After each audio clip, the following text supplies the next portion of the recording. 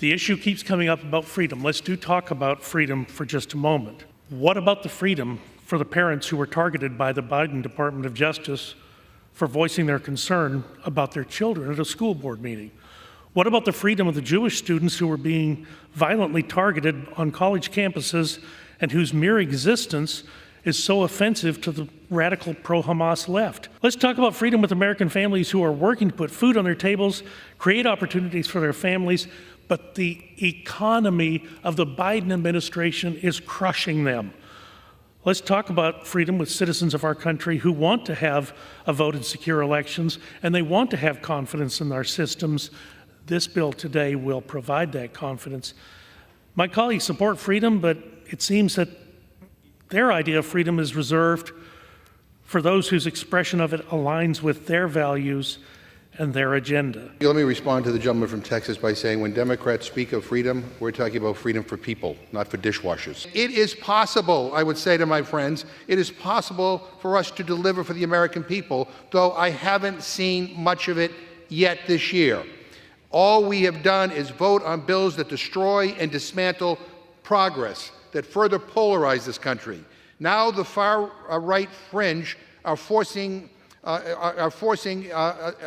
us in a way that we're plummeting toward a costly government shutdown in an effort to get their extreme agenda through. First off, on Project 2025, this is the work of a think tank. Now, here's a news flash for everyone. There are think tanks in Washington, D.C. There are a lot of them. There are right-leaning think tanks. There are left-leaning think tanks. In fact, one of the more frightening left-leaning think tanks is Center for American Progress.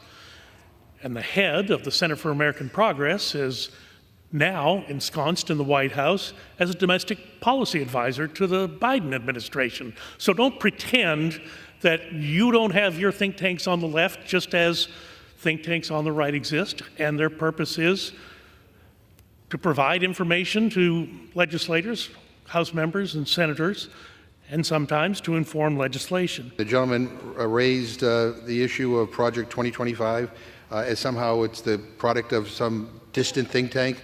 I would like to ask unanimous consent to insert into the record a list of all the former Trump administration officials who are architects of this atrocious document. I would also like to point out for the record that the key witness in the House Administration Committee on this horrific voter suppression bill is one of the co-architects of Project 2025. And the gentleman, tried to take a swipe at the Center for American Progress. I think they actually have good ideas, but the Center for American Progress doesn't want to install Joe Biden as a dictator, unlike what Project 2025 wants to do with regard to Trump.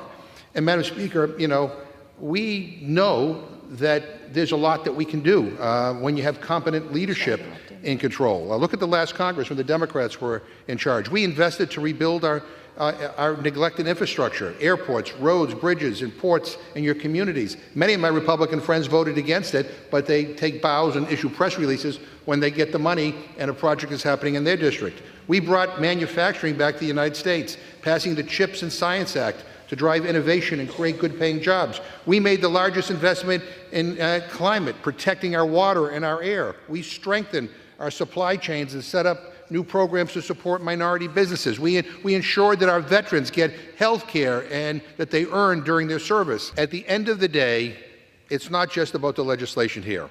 It's about two competing visions for America. Democrats want an economy that lifts all people up. We're fighting for workers. We want opportunity for kids, success for families, and dignity for seniors. We want democracy to be secure at home and around the world.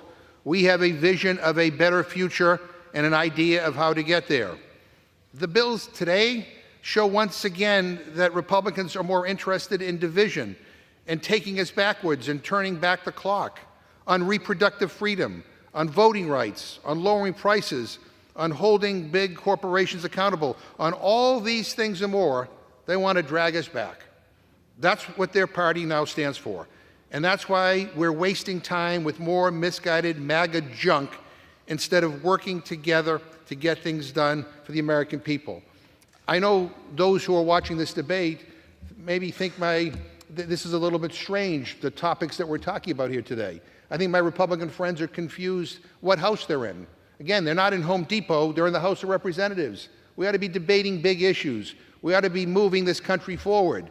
And instead, we're dealing with this garbage. This is a waste of time. It's a waste of time. And I get it. You're beholden to the most extreme elements of your conference. But boy, we could actually find common ground and get stuff done. You know, you don't have to agree on everything to agree on something. Surely there are some things we can agree on that we have in common that we can move forward to help move this country in the right direction.